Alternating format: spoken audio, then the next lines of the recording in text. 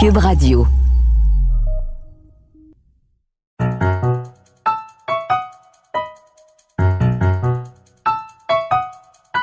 Ici Mathieu Bock-Côté et bienvenue aux Idées mènent le monde.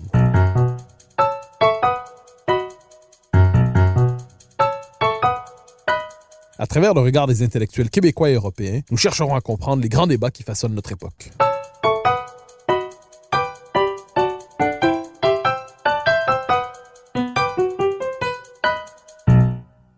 Raphaël Enthoven est une figure bien connue de la vie intellectuelle française. Philosophe et professeur de philosophie, il cherche à éclairer les grandes questions de notre temps à la lumière des textes et des œuvres qui ont façonné notre civilisation, en plus de plaider dans nos sociétés extrêmement polarisées pour la vertu du débat public.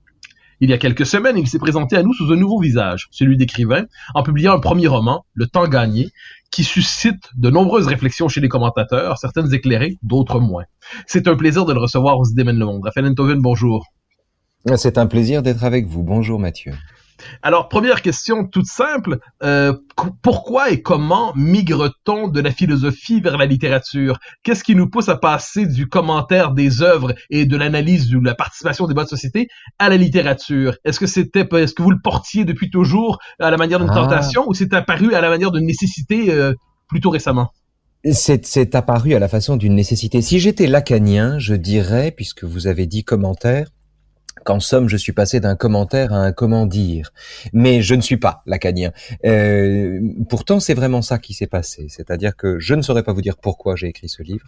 Ce que je peux vous dire, c'est que je travaillais à ce moment-là sur un essai sur Albert Camus et que soudain, alors que je cherchais un début qui accroche le lecteur, j'ai bifurqué vers ce récit qui m'a emmené dans des sphères. Enfin, j'étais vraiment comme Christophe Colomb, si vous voulez, qui croit aller quelque part et qui se retrouve, mais alors tout à fait ailleurs. Tout à fait ailleurs. Je n'ai pas de pourquoi. J'ai une circonstance, c'est la rencontre d'une circonstance et d'une nécessité probablement longtemps enfouie. Alors, ce livre se présente à la manière d'un récit, peut-être d'une émancipation, peut-être d'une délivrance. C'est la capacité pour un homme finalement de s'arracher à un environnement presque toxique qui le refoulait, qui le condamnait à ne pas être lui-même. Est-ce qu'on peut y voir une forme, comme on disait autrefois, un récit d'initiation, le récit de la naissance d'un homme qui s'arrache d'abord à une certaine vie pour enfin être à lui-même? Mais c'est-à-dire qu'en fait, le récit a un double statut. Il est pour l'auteur du récit l'expérience paradoxale d'une dépossession totale, puisque j'expose des choses que moi-même je ne savais pas me souvenir, enfin dont moi-même j'ignorais que je m'en souvenais, et en même temps c'est une dépossession qui vaut pour moi reprise en main, qui a signification de reprise en main. Donc ça c'est le point de vue du quadragénaire. Le point de vue de l'enfant que nous sommes tous, si j'ose dire, et qui a revécu les choses à ce moment-là, est un peu différent, qui a revécu les choses en les écrivant. Ce point de vue-là est un peu différent. C'est autre chose. C'est plutôt, je dirais de ma part, l'expression spontanée de douleur vivante et dont j'ignorais qu'elle l'était encore. Alors dans le livre, je le précise parce que c'est sur la couverture, c'est marqué roman. Et effectivement, c'est un travail de littérature. Or une chose me frappe et vous me corrigerez si je lis mal les événements, mais depuis quelques semaines, ou quelques jours peut-être, on semble contester le statut de roman. On refuse d'y voir une œuvre de littérature et certains voudraient à tout prix y voir une forme de récit purement, je dirais autobiographique, mais sur le mode journalistique. Et là, on compare entre le roman et la vraie vie, entre guillemets, en disant qu'est-ce qui est vrai, qu'est-ce qui est faux. Est-ce qu'il n'y a pas, à travers la réception qui est faite à votre livre, une forme de contestation du droit de la littérature à raconter le monde à sa propre manière, sans être simplement un double du journalisme? C'est un problème de bêtise, je crois. C'est-à-dire que les gens font comme si c'était la quantité de fiction qu'on injecte dans un récit qui fait un roman d'un roman. Comme s'il suffisait de raconter des choses qui n'ont pas eu lieu pour faire un roman, comme si ça n'était que cela, en somme. Alors qu'on peut faire un roman avec ce qui a eu lieu. Ce qui fait un roman d'un roman, ça n'est pas la quantité de fiction qui s'y trouve. Il y a toujours de la fiction, et en même temps, tout est tissé de nos souvenirs.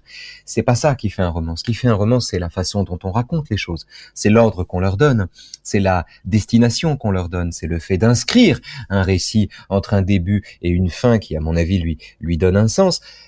Ce que je veux dire ici, c'est que je savais en écrivant ce livre que le décor aurait un effet hypnotique sur bon nombre de journalistes et paradoxalement d'ailleurs les plus informés, les plus renseignés. C'est le paradoxe de mon livre. Plus on est renseigné, plus on sait comment se passe le petit milieu parisien, plus on sait comment il fonctionne, moins on voit ce qu'il y a dans ce livre, c'est-à-dire tout à fait autre chose. Enfin, tout à fait autre chose. C'est-à-dire aussi autre chose, et en l'occurrence l'histoire d'un enfant qui devient lui-même, qui devient ce qu'il est, en apprenant, en faisant l'épreuve de la violence et d'une violence à laquelle il ne peut faire face que seul. Voilà, c'est tout. Et ce qui est étonnant, c'est l'écrasement d'un récit qui concerne tout le monde par un récit qui intéresse une partie des gens et qui sont attachés à le réduire de cette manière. C'est comme si mon livre était temporairement arrimé au réel par le volume des personnages qu'il met en cause. Mais je crois que c'est un effet temporaire. Oui, parce que c'est une chose qui m'a beaucoup frappé quand on lit le livre et ensuite quand on regarde la réception du petit milieu parisien que par ailleurs vous mettez en scène de différentes manières. Oui. C'est comme si la sociologie parisienne, au sens la sociologie de la vie ordinaire parisienne, cherchait à dévorer le livre pour en faire un règlement de compte interne. Absolument. Alors que nous sommes me semble-t-il, dans un récit j'allais dire initiatique, mais le terme est peut-être pas le bon. Mais c'est un roman d'apprentissage. Un roman. J'avais perdu les mots tout à l'heure. C'est du point de vue de l'enfant, un roman d'apprentissage. Du point de vue du narrateur, c'est du narrateur quadragénaire. C'est un récit rétrospectif. Mais du point de vue de l'enfant, c'est vraiment un roman d'apprentissage. Très clairement. Mais je me permets de vous relancer, c'est un roman d'apprentissage et quiconque regarde la chose avec un peu de distance, y voit un roman d'apprentissage à part entière d'un homme qui plonge dans la philosophie, dans la culture pour s'émanciper, qui voit... En vérité, pour être tout à fait honnête, c'est un roman d'apprentissage qui passe par la déception, qui a besoin d'en passer par la déception. C'est le récit de toutes les déceptions qui viennent à un enfant quand il a tendance, et c'est bien naturel d'ailleurs, à rêver les choses avant de les rencontrer, à imaginer ce qu'il va rencontrer. Et donc, en fait, j'appelle apprentissage ici la découverte que le réel, si décevant soit-il, parce qu'il n'est que lui-même, eh bien, n'en est pas moins plus riche que l'imagination. L'apprentissage, c'est ça. C'est le moment où on finit par prendre la réalité elle-même pour son désir, après avoir longtemps pris ses désirs pour des réalités.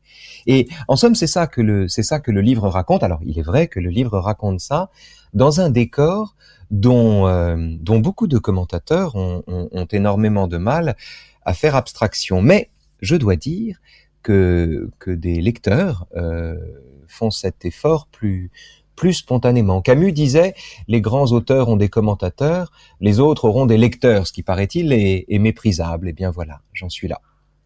Alors, je me permets de mettre votre livre en relation avec un autre ouvrage qui est paru récemment, oui, qui est Yoga d'Emmanuel Carrère. Oui, que je n'ai pas lu. Hein. Je dois à l'honnêteté de dire que je ne l'ai pas encore lu. Mais je devine que la controverse, entre guillemets, qui l'entoure s'est rendue à vos oreilles. Je m'explique. Le Point a publié un texte assez intéressant à propos de Carrère sur le thème de la révolte des personnages. Hein, parce qu'en gros, des personnages de Carrère, qui est son ex-épouse, n'aiment pas la manière dont il la représente dans le livre. Votre livre provoque aussi, à certains égards, une révolte des personnages. Certains disent, mais je ne suis pas exactement tel que je suis représenté dans le livre. Je me permets d'y revenir parce que ça me semble une question fondamentale qui est par votre ouvrage. C'est le rapport à la littérature. La littérature était censée... Elle avait son autonomie, elle devait transfigurer, elle créait un autre monde. Mais vous avez raison, c'est le pancras de la personne et du personnage. Alors, quand l'écrivain est un génie, évidemment, ce qui n'est pas mon cas, mais quand l'écrivain est un génie, la question se pose moins. Qui va chercher Antoine Berthet derrière Julien Sorel? Non, personne, tout le monde s'en fout, évidemment. Sauf que là, évidemment, derrière Élie Verdu, puisque c'est le nom que je suis censé lui avoir donné, chacun va chercher Bernard-Henri Lévy. Parce que le volume des personnes est considérable. Mais ce qui est passionnant, dans cette histoire, et que pour le coup, j'avais un peu prévu, je dois dire, c'est que les personnes se conduisent exactement comme les personnages. C'est-à-dire que chaque des trois figures paternalo-tutélaires que je croise dans le livre, chacune se conduit conformément à son idiosyncrasie, à sa trajectoire. Et ça, je dois dire, c'est à la fois un effet du livre et en même temps un révélateur. En somme, vous savez, l'une des découvertes que fait l'enfant dans ce roman d'apprentissage, c'est la découverte du réel par le biais de la littérature. C'est en lisant La Comtesse de Ségur qu'il accepte l'existence de tout ce qu'elle raconte. Et quand vous écrivez un livre comme ça, vous mettez des mots sur tant de réel, où vous essayez tellement de saisir le réel, que lorsque la réalité se conduit ensuite conformément à ce que vous en avez dit, vous avez le sentiment, non pas d'avoir imité le monde, mais de l'avoir exprimé. Et de ce point de vue, je dois dire que c'est assez réussi. Le résultat fonctionne, c'est-à-dire que le résultat est celui-là. J'entends et je vois des choses qui sont écrites dans le livre. Alors, vous l'avez dit, c'est le récit d'abord vous dites, les premières lignes sont très fortes. C'est-à-dire, vous dites, je ne dirais pas que j'étais un enfant battu, j'ai pas les termes exacts, mais et pourtant, c'est le récit. On ne peut pas dire ça. Mais c'est néanmoins, mais le commentateur se permettra de le dire. C'est-à-dire, c'est le récit d'une histoire de violence.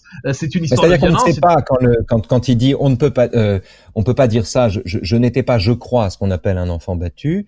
C'est à la fois naturellement la parole de celui qui sait ce que c'est qu'un enfant battu et jusqu'où ça peut aller, la violence, et que certains enfants meurent sous les coups, et que voilà, donc qui fait la part des choses, si vous voulez, entre ce qui lui est arrivé et d'autres cas plus graves. Mais c'est aussi le mantra de l'enfant battu lui-même qui se persuade qu'il n'est pas battu parce qu'il mérite les coups qu'il reçoit. Alors, je comprends bien, mais disons, à moins qu'on considère qu'il n'y a d'enfant battu que dans sa forme la plus radicale, dans la plus extrême violence, pour peu qu'on reconnaisse à la violence un visage ordinaire aussi, pour peu qu'on reconnaisse que la violence n'est pas réservée seulement aux victimes identifiées par la sociologie consacrée, on peut croire que le personnage de ce roman est un enfant, à tout le moins, qui entre dans l'existence sous le signe de la peur, de la violence, de l'inquiétude. De la peur, c'est certain. Oui, et vous avez raison. Il se demande toujours s'il ne mérite pas la baffe qu'il va finir par recevoir d'une manière ou d'une autre. Il fait ce travail, comme son petit corps n'est pas adapté à la violence qu'il reçoit, il fait ce travail que je tiens pour un travail paradoxalement civilisateur, qui consiste à donner un sens à la violence qu'il reçoit, c'est-à-dire à faire grand cas des raisons qu'on lui donne de lui donner des gifles. Et ce faisant, il fait, c'est comme un complotiste. C'est une tentative de rationaliser quelque chose. C'est la tentative de donner un sens à quelque chose qui n'en a pas. Et il est en cela d'ailleurs l'allié objectif de celui qui lui tape dessus, qui a lui-même besoin de penser qu'il ne fait qu'appliquer la loi et qu'en aucun cas il n'est le sujet d'une détestation profonde ou viscérale pour cet enfant. Et donc, si vous voulez, les deux s'entendent à donner aux coups qui sont donnés ou qu'il reçoit la valeur d'une juste sanction. Et c'est en cela qu'il ne se vit pas comme un enfant battu et qu'il lui faut des années pour comprendre ce qui lui est arrivé. Avec cette singularité qu'on pourrait probablement dire d'une femme qui cherche à théoriser le fait qu'elle reçoit des coups, et l'homme qui lui en donne, qui dirait je ne suis pas une femme battue, je l'ai quand même cherché, et l'homme dirait elle l'a cherché. Donc il y a toujours la victime de la violence a toujours tendance à rationaliser ce qui lui arrive pour chercher à en atténuer le choc. Absolument, ou à intégrer les arguments de son bourreau. C'est vrai que je portais une mini-jupe, ça l'a excité. Mais voilà, et moi, donc il y a cette une volonté d'interpréter sa propre situation pour ne serait-ce que la rationaliser. Mais c'est la raison pour laquelle l'une des découvertes de l'enfant dans ce roman d'apprentissage, c'est la découverte de la Boétie, si vous voulez. C'est l'idée qu'il n'y a pas de tyran sans esclave. C'est l'idée que la première servitude est d'abord la servitude volontaire. Alors de celui qui a besoin d'être en position servile pour prendre moins de coups, mais enfin la première servitude c'est celle-là, et que il suffit de se dresser contre ce genre d'abus pour que ça cesse. C'est aussi la découverte que fait le gamin.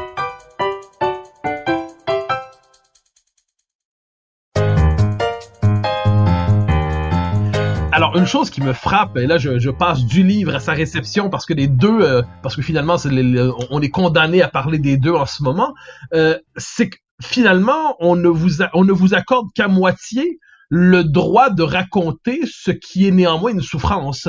Parce que, comme si d'une certaine manière, encore une fois, la sociologie vous rattrapait, mais cette fois non plus la sociologie parisienne, mais la sociologie victimaire, qui consiste à dire il y a des victimes autorisées qui ont droit à la subjectivité. Ce sont les minorités identifiées qui, elles, souffrent et sont reconnues comme telles, mais comment un homme blanc français que l'on suppose bien situé dans l'échelle sociale, qui traverse l'existence avec une certaine assurance, comment cet homme peut-il avoir l'odieux de confesser, de se dévoiler sous le signe de la souffrance aussi? Est-ce que votre livre, la réaction autour de votre livre, ne témoigne pas d'une forme d'asymétrie morale? C'est-à-dire, vous n'êtes pas la victime idéale, de quel droit vous présentez-vous autrement que sous le signe de vos privilèges?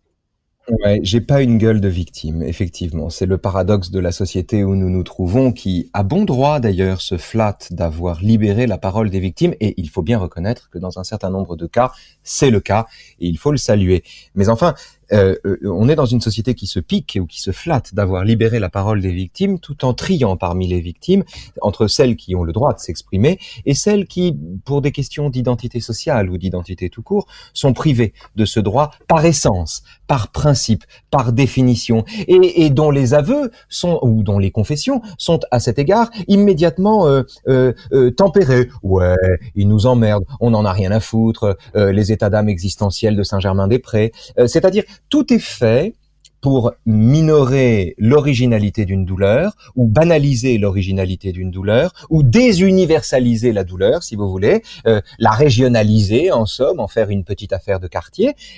Tout est fait pour, ce faisant, taire ce qui est dit dans le livre. Et là encore, c'est un effet du livre intéressant.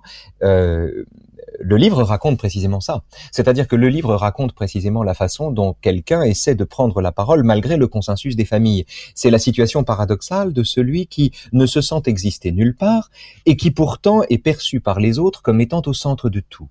Et qui donc, à cet égard, tente d'exister maladroitement en faisant des sottises, mais dont la parole est toujours noyée derrière l'idée qu'on se fait de lui. Et donc, c'est intéressant de voir que quand le livre paraît, eh bien, le propos même du livre est recouvert par l'idée qu'on se fait de son auteur. Oui, en somme, la société fonctionne un peu comme les familles, c'est-à-dire à taire ce qui déplaît. Il ne plaît pas aux familles qu'on dise que l'un avait la main leste tandis que l'autre regardait ailleurs. Il ne plaît pas à la société qu'un fils de Bourges ait eu une enfance de merde.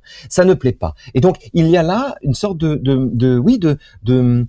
on s'entend à taire celui qui parle. Avec cette singularité que votre histoire, qui est aussi l'histoire d'autres personnes qui ont traversé votre vie, certains ont déjà raconté leur propre version de votre histoire, disons ça comme ça. Certains vous apparaissez dans d'autres romans, votre vie apparaît dans d'autres romans, dans d'autres livres, dans d'autres récits, et alors là, puisque c'est le point de vue de la souffrance autorisée, on célèbre et on y voit un objet littéraire.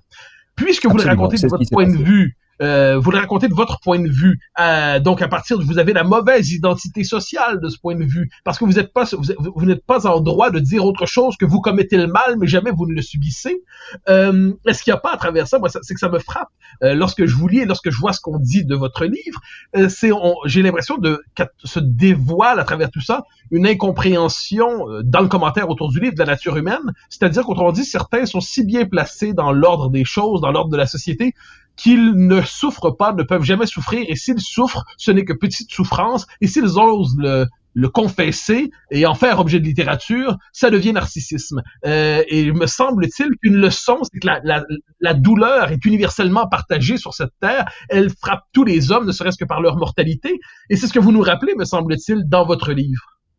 D'autant que l'imputation de narcissisme est ici tout à fait, vous avez raison, hein, c'est ce que j'ai entendu, nombrilisme ou narcissisme est ici assez malvenu parce que en aucun cas, un tel livre n'est une hagiographie de son auteur par lui-même, si vous voulez.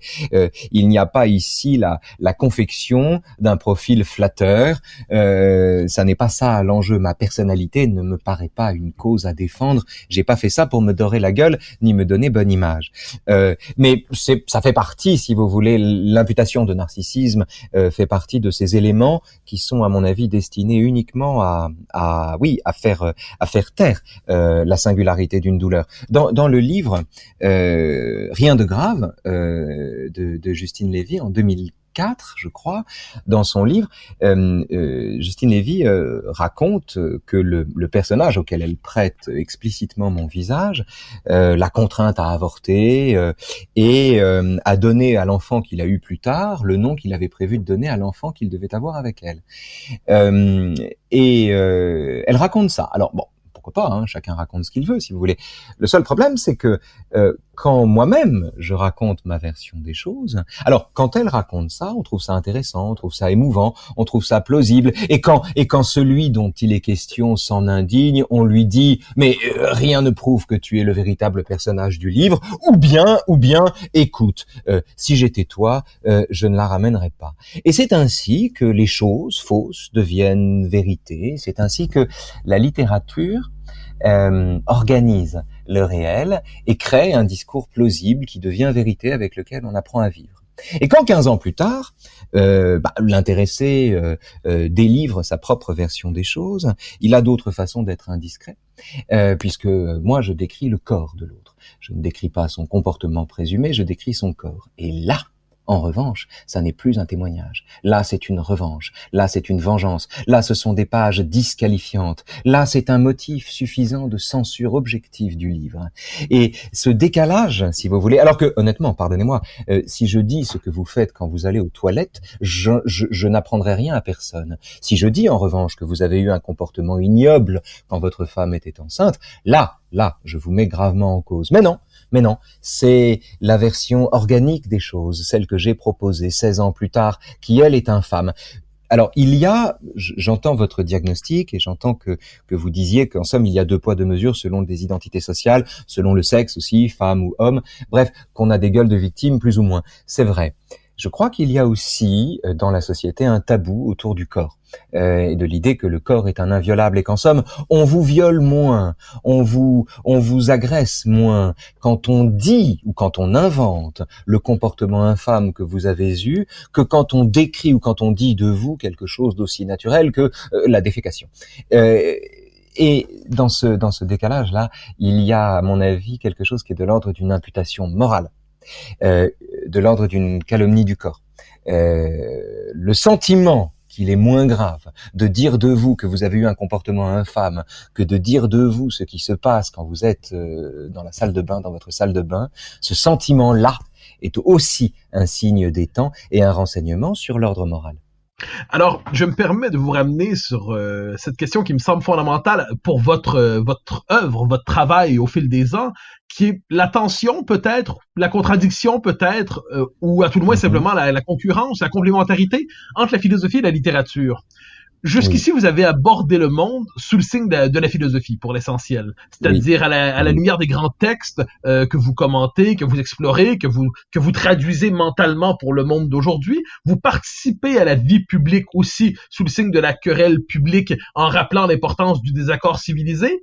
Donc, c'est une manière de comprendre... En autre, vous-même le faites. Enfin, vous voyez ce qu'on fait. Alors, c'est très gentil. Mais vous le faites, donc vous avez une manière d'enquêter sur le monde sous le signe de la philosophie politique, pourrait-on dire.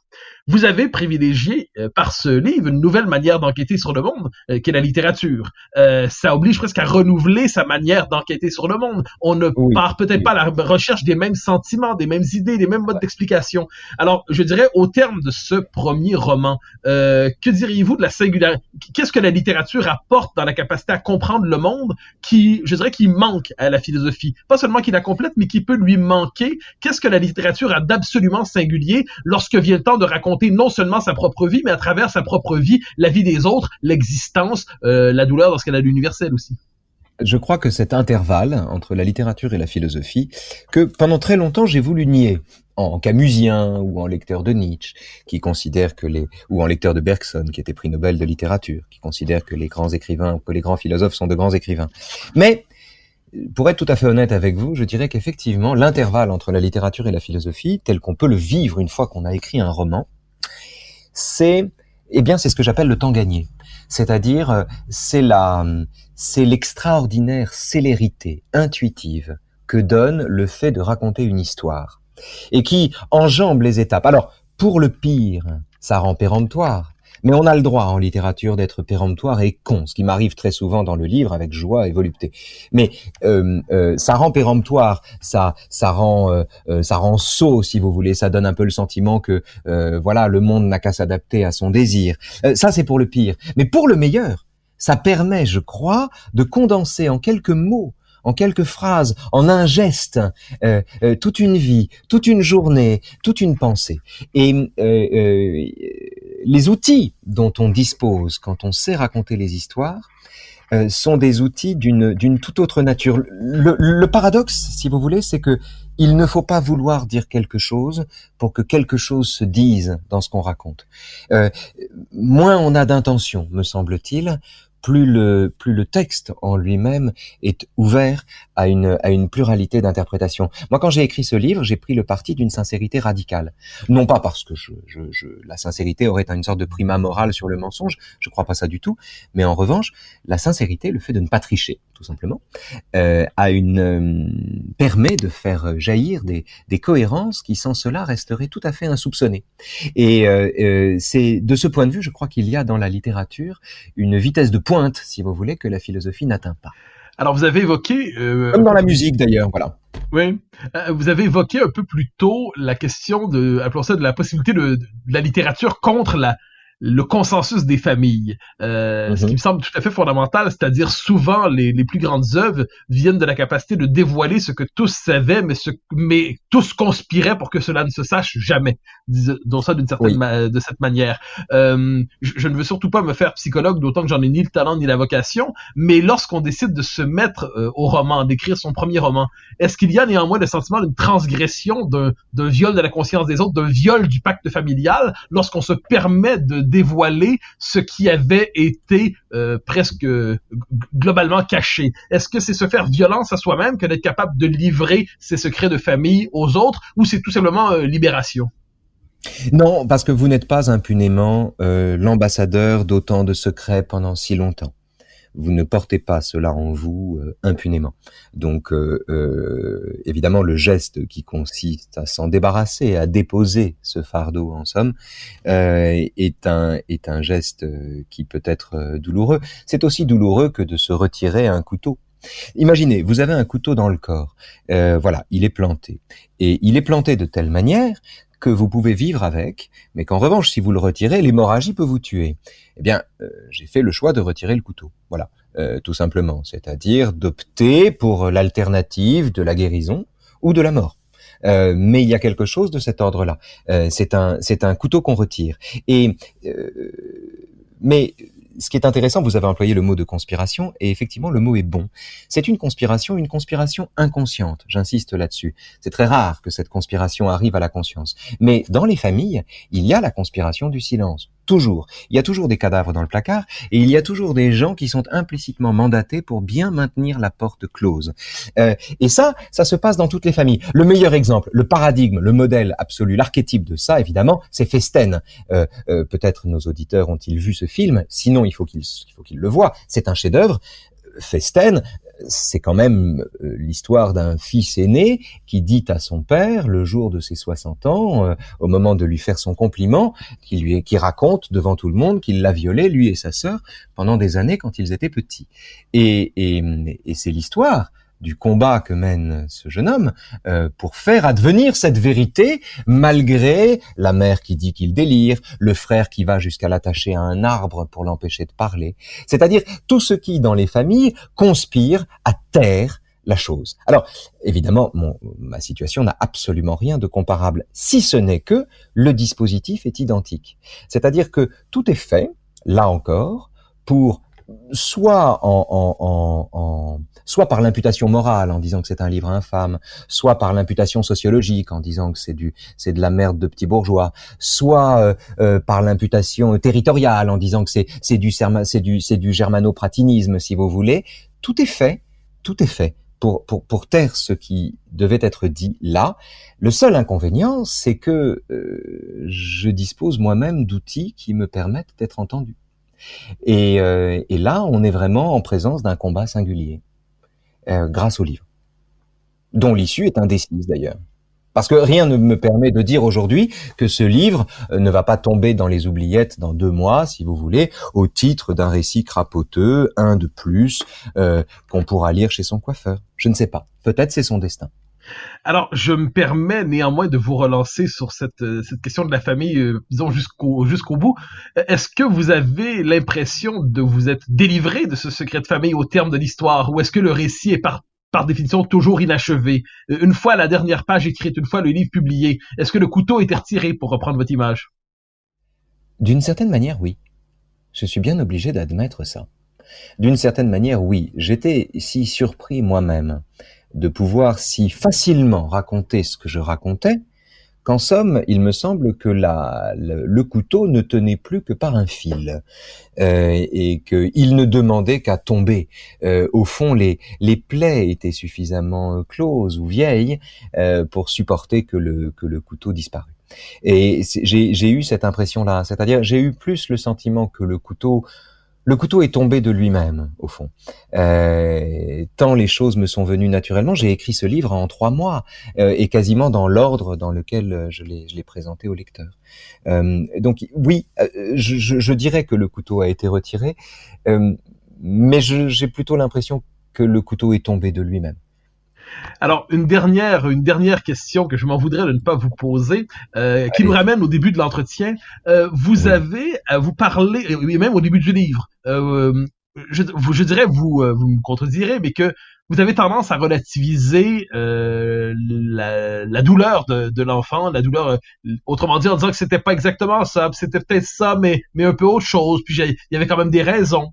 Vous expliquez ensuite que vous avez souffert, mais d'autres ont souffert beaucoup plus que vous. Vous expliquez ensuite que il y a des victimes autrement plus victimes que vous, et vous, c'est une douleur certes légitime, mais vous ne prétendez pas vous placer à hauteur de victime majusculaire, disons ça comme ça. Autrement dit, est-ce que vous n'avez pas tendance, et je cherche à comprendre pourquoi là-dessus, vous n'avez pas tendance à relativiser votre propre parcours, comme si d'une certaine manière, en dernière instance, vous vouliez en atténuer la portée, en atténuer le sens, en disant, mais je ne veux pas prendre la place des autres victimes, je ne veux pas prendre la place des autres enfants souffrants. Est-ce que c'est un réflexe de défense, ou c'est une manière aussi de vous protéger socialement en disant, je suis conscient qu'il y a d'autres douleurs, je ne veux pas exagérer la mienne, mais en dernière instance, lorsqu'on vous lit sans avoir ce souci sociologique ou ce souci de protection des apparences sociales, il n'y a pas nécessairement de raison de relativiser à l'excès la douleur de l'enfant que vous avez été. Écoutez, je ne sais pas. Sincèrement, je ne sais pas. Je sais que pendant tout le temps de sa vie, le narrateur est mu par ce qu'il appelle des forces d'excuse, qui ont tendance à disculper le monde en permanence, et donc à se présenter lui-même non pas comme une victime, mais comme un plaintif. Le fait est que le personnage public que je suis devenu est obsédé par la victimisation, et par l'arnaque, si vous voulez, de la victimisation, par cette façon qu'ont certaines personnes de combattre en exhibant leurs blessures, et le match, en somme, est à qui sera le plus blessé, est à qui sera plus blessé que l'autre. Et effectivement, c'est une tendance délétère en démocratie contre laquelle j'ai tendance à lutter, parce que j'y vois un outil en réalité de conquête du pouvoir. Mais ce qui est vrai, c'est que pour le gamin, conquérir le droit, vous savez, c'est la différence qu'il y a entre savoir qu'on en a chié, pardon de le dire comme ça, et le sentir, si vous voulez. Savoir qu'on a souffert et le sentir. Conquérir le droit de penser qu'il est malgré tout, quand même, objectivement, la victime d'une injustice, malgré le fait que d'autres ont plus souffert que lui, malgré toutes les raisons qu'il peut donner aux gens qui lui ont fait du mal, malgré toutes les forces d'excuses qu'il mobilise en permanence pour survivre, conquérir le droit de penser que il fait là l'objet d'un traitement qu'il ne devrait pas subir, ou d'une indifférence à laquelle dont il est fondé à se plaindre. Conquérir le droit de penser ça est la seule véritable victoire du narrateur. Plus que les adversaires qui viennent en second le premier adversaire, c'est pour ça qu'il aime tellement la boxe, si vous voulez, c'est son propre reflet. Vous savez, les boxeurs se battent devant leur reflet, non pas pour se regarder, comme on le pense platement, de façon narcissique, mais précisément parce que le reflet, c'est l'ennemi, c'est l'adversaire, c'est lui l'adversaire, c'est lui qu'on doit abattre. C'est celui-là, c'est-à-dire c'est la partie de soi-même, c'est le regard qu'on porte sur soi-même et qui a tendance à disculper le monde. Donc il y a chez cet enfant plus que le désir de dévoiler les secrets des autres, de s'emparer d'autres vies que la sienne, de tout mettre sur le tapis, etc., etc., ou bien de dire ce qui doit être tu. Il y a chez cet enfant d'abord le souci de accepter l'idée qu'il ait pu être victime de quelque chose sans être pour autant une victime professionnelle et un plaintif et un entrepreneur de la plainte. Oui, d'ailleurs, je me permets un dernier mot sur ça, c'est qu'il me semble-t-il, c'est toute la différence entre la pensée victimaire, qui consiste à dire je suis une victime, donc je suis. Voilà, c'est exactement ça. Voilà, j'ai pas employé le mot de pensée victimaire, mais c'est ça. C'est ça. Oui, autrement dit, il n'y a de subjectif, il n'y a d'entrée dans l'espace public que sous le signe de la victime, et ensuite, c'est dans ce qui est une sociologie particulière de notre époque, et de l'autre côté, le fait que chaque homme porte en lui une blessure, chaque homme porte en lui un secret, chaque homme cache une cicatrice, et il est quelquefois nécessaire de transfigurer, de porter cette blessure publiquement, d'en faire quelque chose pour être capable de dévoiler une part de sa vérité, pour être capable de renaître à soi-même. Bien sûr, et surtout, il faut bien comprendre que si c'est votre histoire, votre passé, la quantité de douleurs que vous avez connues, ou la quantité de douleurs que vos ancêtres ont connues, qui fait de vous, si tout cela augmente la quantité de victimes en vous, ça veut dire que on est avec un patrimoine victimaire différent de l'autre. C'est la fin de l'individu. C'est la fin du sujet, c'est la fin de l'humanité en réalité. C'est le rêve d'une humanité numérisée pour le coup. C'est l'alliance objective d'ailleurs entre la pensée victimaire et la pensée numérique. L'alliance objective se fait de deux façons. La première, c'est qu'une pensée identitaire s'appuie forcément sur des réseaux sociaux qui flattent en vous le désir de croire que vous êtes ce que vous pensez, forcément. Donc l'identitarisme est nourri par le dispositif des réseaux sociaux. Mais la deuxième raison, me semble-t-il, c'est ce que je dis, il y a une alliance objective entre la pensée victimaire qui quantifie le taux de victimes en vous et la numérisation de l'individu qui prétend vous matcher avec un personnage sur un réseau. Vous voyez ce que je veux dire? C'est-à-dire, et la digitalisation du sujet humain, oui. Il y a quelque chose, à mon avis, de commun là. Alors nous nous quittons alors que le romancier redevient philosophe oui, c'est vrai. Et observateur de la société contemporaine. Je vous remercie infiniment pour votre passage aux idées de monde, Raphaël Enthoven. C'est moi qui vous remercie. Au grand plaisir, merci.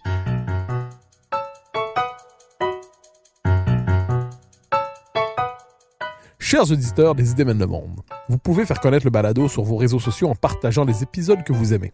Cela nous donne à chaque fois un fier coup de main pour faire circuler les idées. Aussi, si vous écoutez sur une autre plateforme que Cube Radio, laissez-nous un commentaire. C'est encore une fois un geste qui nous permettra de faire connaître la série à un plus grand nombre. Merci à vous d'être à l'écoute. Vous pouvez me suivre sur Twitter et sur Facebook. Vous pouvez également lire mes chroniques chaque mardi, mercredi, jeudi et samedi dans le Journal de Montréal. Vous pouvez également m'écouter chaque semaine à la Joute et sur Cube Radio, tous les jours à 10h, à l'émission de Richard Martineau. Animation et recherche, Mathieu Bock-Côté. Réalisation, Anne-Sophie Carpentier. Une production Cube Radio.